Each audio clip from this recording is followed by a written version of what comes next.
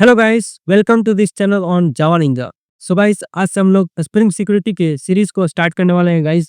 इसमें हम लोग पढ़ेंगे स्प्रिंग सिक्योरिटी क्या होता है, स्प्रिंग सिक्योरिटी क्यों यूज किया जाता है, स्प्रिंग सिक्योरिटी को कहाँ कहाँ यूज किया जाता है। इसमें और भी बहुत सारे कंसेप्ट है गाइस, उसको हम लोग बहुत अच्छे तरीके से पढ़ेंगे।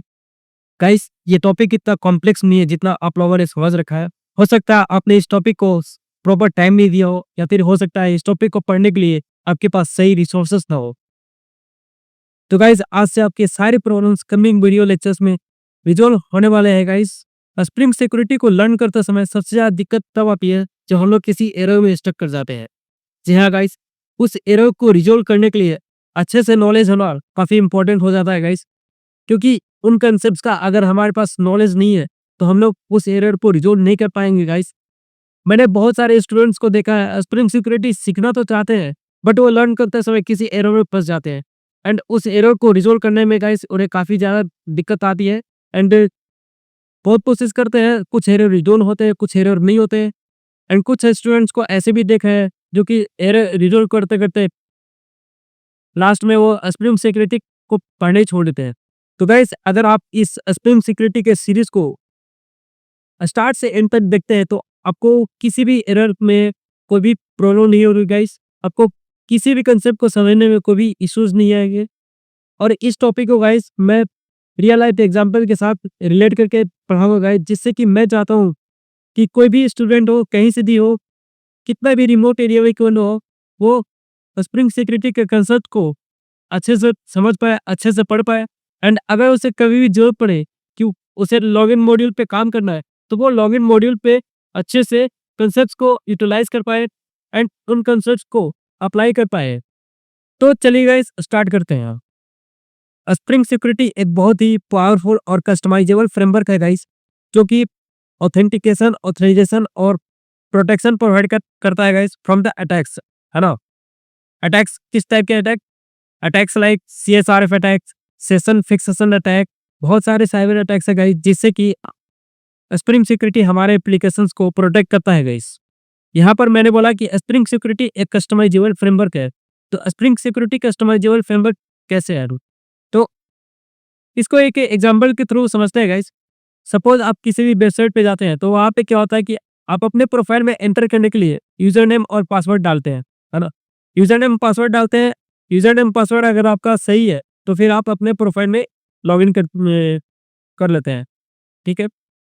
यहाँ पर एक दिक्कत है गाइस, भी तो आपको यूजर नेम पासवर्ड याद है, ठीक है। सपोज किसी की आपने अपने यूजर नेम पासवर्ड किसी डायरी में या फिर कहीं पे आपने लिख दिया, ठीक, और गलती से आपके यूजर नेम पासवर्ड जो आपने लिखा उसका एक्सेस किसी ऐसे पर्सन को मिल गया जिसको आप नहीं चाहते थे। एंड वो पर्सन आपकी यूजर नेम पासवर्ड लेकर वो जिस वेबसाइट पे आप लॉगिन करना चाह रहे थे उस वेबसाइट पे जाता है और उस वेबसाइट से यूजर नेम पासवर्ड को डालता है। एंड वो भी आपकी तरह वो आपके प्रोफाइल पे लॉगिन कर लेता है। तो यहाँ पे होगा ये कि वो पर्सन आपके प्रोफाइल के अंदर एंटर कर कुछ भी एक्शन परफॉर्म कर सकता है गाइस। कोई सामान खरीद सकता है या फिर कोई पेमेंट कर सकता है, कुछ भी कर सकता है। बट यहाँ पे आप ऐसा नहीं चाहते ना। यहाँ पे क्या हुआ? सिक्योरिटी ब्रीच हुआ। सिक्योरिटी ब्रीच क्यों हुआ? ये यूजर की तरफ से फॉल्ट हुआ, उसके कारण सिक्योरिटी ब्रीच हुआ ना। तो यहाँ पे गाइस हम लोग एक तरह से अपना जो सिक्योरिटी सॉल्यूशन है उसको कस्टमाइज कर सकते हैं। उसको कस्टमाइज इस तरीके से करेंगे कि यूजर नेम पासवर्ड डालने के बाद हम लोग यूजर से OTP एंटर करवाएंगे। यूजर नेम पासवर्ड डालने के बाद यूजर के पास या तो वो OTP उसके ईमेल में जाएगा या तो OTP उसके मोबाइल में जाएगा, ठीक है। अब अगर कोई भी पर्सन हो, चाहे आप हो, मैं हूँ, कोई भी हो, अगर वो उस यूजर नेम पासवर्ड को उस वेबसाइट पे डालता है तो जैसे ही वो एंटर करेगा, अगर वो वैलिड रहेगा तो उस यूजर नेम पासवर्ड के अगेंस्ट एक OTP जनरेट होगा, ठीक है। वो OTP जो एक्चुअल में यूजर होगा उसके या तो मोबाइल पे जाएगा या तो उसके ईमेल में जाएगा। तो वो OTP को एंटर करना होगा गाइस। अगर वो OTP सही एंटर करता है तभी वो प्रोफाइल में लॉगिन करेगा, और अगर वो OTP सही एंटर नहीं करता है तो वो उस प्रोफाइल पे लॉगिन नहीं पाएगा गाइस। यहाँ पे हमने क्या प्रोटेक्ट किया? यहाँ पर हमने ये देखा कि जो पर्सन हमारे यूजर नेम पासवर्ड लेकर जिस वेबसाइट से वो लॉगिन कर पाया था, अब वो पर्सन हमारे प्रोफाइल में एंटर नहीं कर सकता है, क्योंकि सिर्फ यूजर नेम पासवर्ड से वो एंटर नहीं कर पाएगा। अब उसको ओटीपी भी चाहिएगा, तो ओटीपी उसके मोबाइल में तो जाएगा नहीं, ओटीपी मेरे ईमेल आईडी या मेरे मोबाइल पे जाएगा, तो ओटीपी उसको मिल नहीं पाएगा एंड इस तरीके से वो उस प्रोफाइल पे लॉगिन नहीं कर पाएगा। तो यहाँ पे हमने क्या किया गाइस, यहाँ पर हमने स्प्रिंग सिक्योरिटी के जो कंसेप्ट्स थे उसको अपने तरीके से, अपने नीड के अनुसार से कस्टमाइज किया, है ना। यहाँ पर देख सकते हैं गाइस, फर्स्ट अटेम्प्ट में क्या हुआ कि कोई भी unknown person user name password को लिया एंड वो पर्टिकुलर वेबसाइट पे जाकर उस यूजर नेम पासवर्ड को एंटर किया एंड वो यहाँ पर लॉगिन कर लिया, उस प्रोफाइल पे एंटर कर लिया। अब सेकंड मेथड में क्या हुआ गाइस, जिसको हमने इम्प्रोवाइज किया, उसमें ये हुआ कि यूजर नेम पासवर्ड से जब वो एंटर करना गया तो उसे अब ओटीपी भी चाहिए, उसे क्या चाहिए, ओटीपी भी चाहिए। तो गाइज अब उसे ओटीपी तो मिलेगा नहीं, और जब ओटीपी मिलेगा नहीं तो ये उस पर्टिकुलर प्रोफाइल में एंटर नहीं कर पाएगा। तो यहाँ पे स्प्रिंग सिक्योरिटी कस्टमाइजेबल का मतलब ये हुआ गाइस। अब हम लोग देखते हैं स्प्रिंग सिक्योरिटी की हमें जरूरत क्यों पड़ी। तो गाइज इसे एक रियल लाइफ एग्जांपल के साथ समझाना चाहूंगा। जब भी आप अपने घर से बाहर जाते हैं तो आप अपने मेन डोर को लॉक करते हैं। लॉक करने के बाद चाबी या तो अपने पास रखते हैं या फिर किसी ट्रस्टेड पर्सन को देते हैं, है ना गाइस। ऐसा तो है नहीं कि आप लॉक कर रहे हैं और सामने से कोई अननोन पर्सन आ रहा है और आप उसको बोल रहे हैं कि ये चाबी आप रख लीजिए अभी और मैं शाम को आकर आपसे चाबी ले लूंगा। ऐसा तो आप नहीं बोल रहे। तो ये आप क्या कर रहे हैं गाइस, आप अपने मेन डोर को लॉक कर रहे हैं। लॉक करने के बाद जो चाबियां या तो अपने पास रख रहे हैं या फिर किसी नॉन पर्सन के पास को दे रहे हैं या फिर किसी ट्रस्टेड पर्सन को दे रहे हैं। तो आप ऐसा क्यों कर रहे हैं गाइस, आप ऐसा इसलिए कर रहे हैं जिससे कि आप चाहते हैं कि जो आपके घर में वैल्यूएबल आइटम्स हैं वो सेफ रहे। तो ठीक उसी तरीके से गाइस हमारे जावा बेस्ड एप्लीकेशंस में हम चाहते हैं कि हमारा जो डेटा है वो सेफ रहे, वो किसी भी अननोन यूजर के पास नहीं पहुंचे। और अगर अननोन यूजर के पास पहुंच जाता है तो किसी भी तरीके का उस पर कोई भी मलिशियस एक्टिविटी ना हो। हम लोग उस डेटा को एप्लीकेशन के अंदर सेफ रखना चाहते हैं गाइस। तो सेफ रखने के लिए हमें क्या चाहिए, कोई भी पर्सन अगर वेब एप्लीकेशन पर लॉगिन करे तो या तो यूजर नेम पासवर्ड से लॉगिन करे या फिर ओटीपी से लॉगिन करे या फिर कोई और मेथड से लॉगिन करे। और हम लोग चाहते हैं कि और कोई भी अनवांटेड यूजर लॉगिन ना करे जिसको एक्सेस ना हो। हम लोग ऐसा बिल्कुल भी नहीं चाहते हैं गाइस, है ना। तो यहाँ पर मैंने यही बता रखा है गाइस कि हमें स्प्रिंग सिक्योरिटी सबसे पहले अपने एप्लीकेशन को प्रोटेक्ट करने के लिए चाहिए होता है। यहाँ पर हम लोग स्प्रिंग सिक्योरिटी से कंट्रोल कर पा रहे हैं कि कौन लॉगिन कर पा रहा है और लॉगिन करने के बाद किस किस चीज़ों को वो एक्सेस कर पाता है, उस चीज़ को हम लोग यहाँ पे प्रिवेंट कर रहा है गाइस एप्लीकेशन के अंदर। जैसे एक एग्जांपल बताता हूँ, आप अपने कॉलेज में जाते थे तो कॉलेज में क्या होता था, कॉलेज के गेट के बाहर एक सिक्योरिटी गार्ड रहते थे। वो सिक्योरिटी गार्ड आपका आईडी कार्ड चेक करते थे। आपका आईडी कार्ड चेक इसलिए करते थे जिससे कि उनको ये पता चले कि आप एक्चुअल में कॉलेज के स्टूडेंट है कि नहीं है। अगर आपके पास सही आईडी कार्ड रहता था तभी आपको वो अंदर जाने के लिए बोलते थे, और अगर सही आपके पास आईडी कार्ड नहीं रहता था तो कॉलेज के गेट से वो आपको अंदर एंटर नहीं करने देते थे, है ना। तो यहाँ पे ये क्या हुआ, यहाँ पर जिस तरीके से हम लोग यूजर नेम पासवर्ड डालते हैं, ठीक ठीक उसी तरीके से वो हमारा आईडी कार्ड चेक कर रहे हैं। अगर हमारा आईडी कार्ड सही है और अगर हम कॉलेज के एक वैलिड स्टूडेंट है तो कॉलेज के अंदर एंटर कर पाते हैं। उसी तरीके से अगर हमारे पास देव एप्लीकेशन के अंदर यूजर नेम पासवर्ड सही है एंड वो वैलिड है, तभी हम लोग देव एप्लीकेशन के अंदर अपने प्रोफाइल में एंटर कर पाते हैं। और कॉलेज के अंदर एंटर करने के बाद हम किस किस चीज़ों को एक्सेस कर सकते थे ये भी कॉलेज के रूल्स के अनुसार से डिफाइंड था। तो गाइस ठीक उसी तरीके से हम लोग देव एप्लीकेशन के अंदर यूजर नेम पासवर्ड डालकर एंटर तो कर देंगे, बट एंटर करने के बाद हम लोग को किन किन चीज़ों को एक्सेस करने की अथॉरिटी है। गाइज ये वेब एप्लीकेशन के अंदर रूल्स डिफाइंड होते हैं और ये रूल्स किस किस चीज़ों को एक्सेस करना है ये स्क्रिप्ट सिक्योरिटी प्रोवाइड करता है गाइज। तो यहाँ पे यही है, हु कैन लॉग इन, जिसके पास यूजर नेम पासवर्ड रहेगा वही लॉग इन कर सकता है।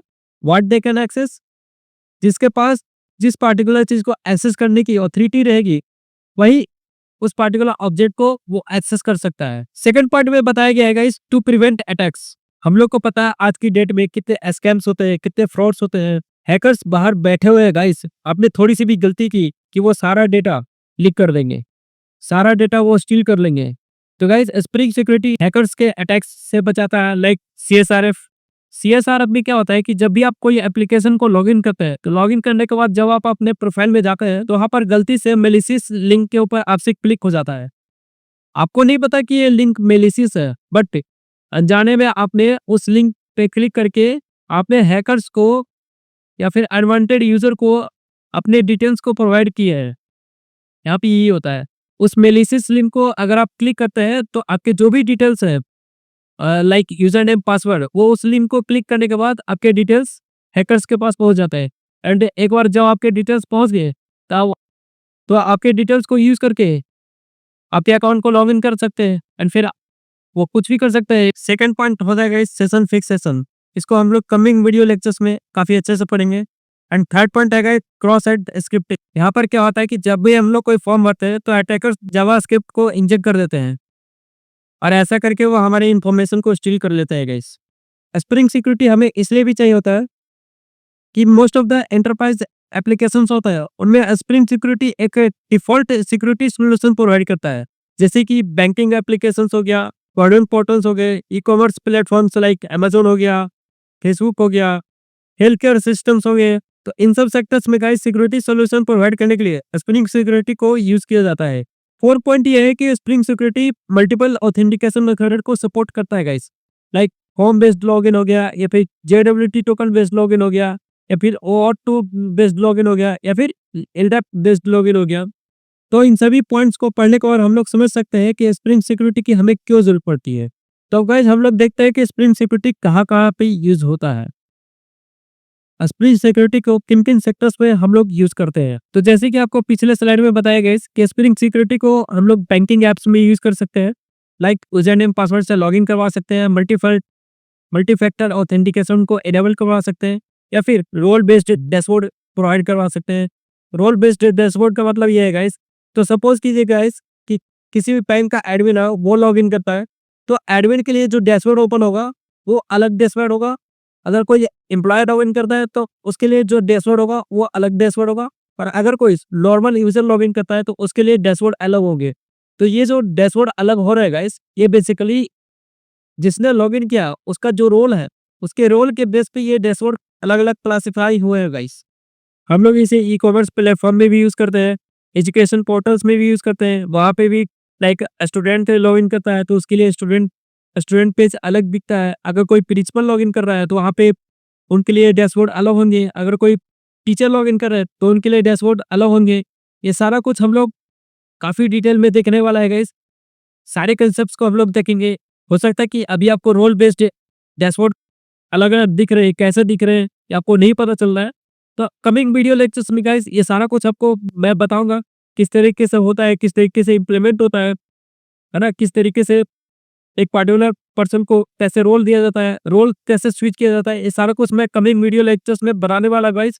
तो इस तरह से हमने देखा गाइस कि स्प्रिंग सिक्योरिटी कहाँ कहाँ पे किन किन सेक्टर्स में यूज होता है। एंड स्प्रिंग सिक्योरिटी मोस्टली हर एक सेक्टर में यूज होता है गाइस, जहाँ पे भी सिक्योरिटी सॉल्यूशन प्रोवाइड करना हो। तो गाइस कमिंग वीडियो लेक्चर्स में स्प्रिंग सिक्योरिटी के कंसेप्ट्स को हम लोग काफी डिटेल में पढ़ने वाले हैं गाइस। लाइक ऑथेंटिकेशन क्या होता है, ऑथराइजेशन क्या होता है, ऑथेंटिकेशन मैनेजर क्या होता है, यूजर डिटेल सर्विस क्या होता है, प्रिंसिपल क्या होता है, सिक्योरिटी कॉन्टेक्स्ट होल्डर क्या होता है, फिल्टर चेन क्या होता है, जेडब्ल्यूटी टोकन क्या होता है। ये सारे कंसेप्ट्स गाइस हम लोग रियल लाइफ एग्जांपल के साथ पढ़ने वाले हैं गाइस। नेक्स्ट वीडियो में हम लोग देखेंगे गाइस ऑथराइजेशन और ऑथेंटिकेशन क्या होता है। तो चलिए गाइस मिलते हैं नेक्स्ट वीडियो में। और अगर ये कंटेंट अच्छा लगे